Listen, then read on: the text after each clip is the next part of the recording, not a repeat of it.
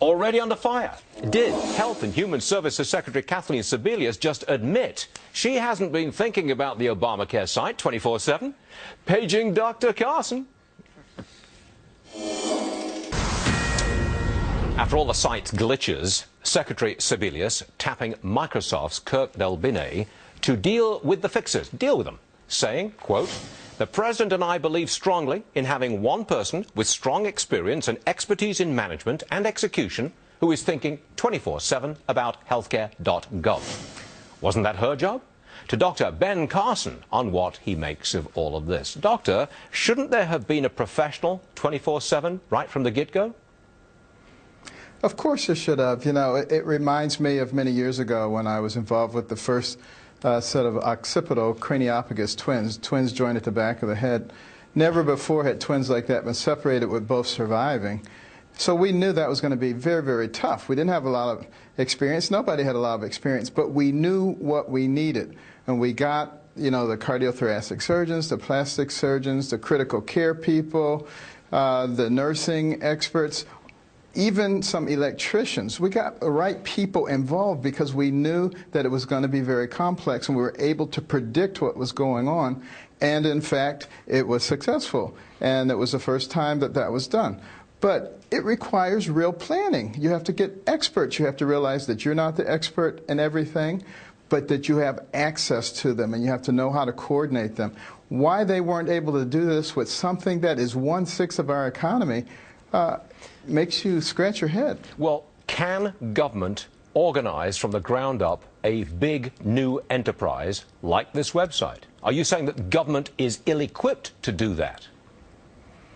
Well, I think anybody is ill-equipped to do that. And then that's why you do beta testing. You do all kinds of testing. You roll it out piecemeal, and then you put the pieces together to create what you want. You take what you have to get what you want. But you don't just create this gigantic monstrosity, throw it up in the air, and expect it to come down completely assembled. That's foolishness. Well, wasn't it political interference that gave a really big problem to the website? I mean, could you imagine doing the operation that you described, separating the head, the twins joined at the head? Can you imagine doing that if there was an element of political control, suggesting what you do and when you do it? I don't think you could have done that operation.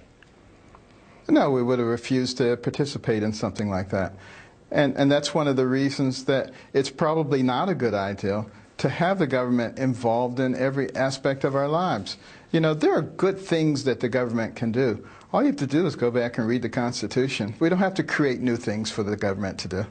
Do you think that this website is fixable? Or better yet, Obamacare as a whole, is it fixable? Well, I certainly believe that the website can be fixed. I know a lot of IT people who have weighed in on this and think it could be fixed relatively easily with the right kind of expertise. Should it be fixed? Can Obamacare be fixed? Well, the premise is that the government knows best. That is like mixing oil and water, because that doesn't work with the American system. Health insurers extending the deadline. You know a thing or two about the medical industry, the medical business. Is that possible? Can they do it? Well, they certainly can, as long as they're playing by the rules that the government keeps reestablishing. What the insurance companies don't realize, however, that this government that they're playing footsies with, if you turn the pages a few pages over, you'll see that they're on the menu. I don't think they quite understand that. That's not the overall plan here. Can you tell me what doctors, generally speaking, doctors, are they in favor of this huge change? If they are, they're hiding from me, because I travel all over the country, talk to a lot of groups, including lots of doctors, and I'm having very great difficulty finding anybody who likes this. You know, it's profoundly affecting what they're doing. And, you know, people didn't sign up to become government employees. They signed up because they were intellectually gifted. They wanted to use those gifts to bring health to their patients. I ask you this to satisfy some bureaucrat. Every time I interview you, sir, I ask you the same question at the very end. Have you decided to run for anything yet, sir? I have decided that I'm going to continue to work very hard to get the American people as educated as possible so that we can actually recognize when people are trying to hijack the American dream. Dr. Ben Carson, what a pleasure. Thanks for being with us again, sir. Appreciate it. Always a pleasure, Stuart. Thank you. Thanks, sir.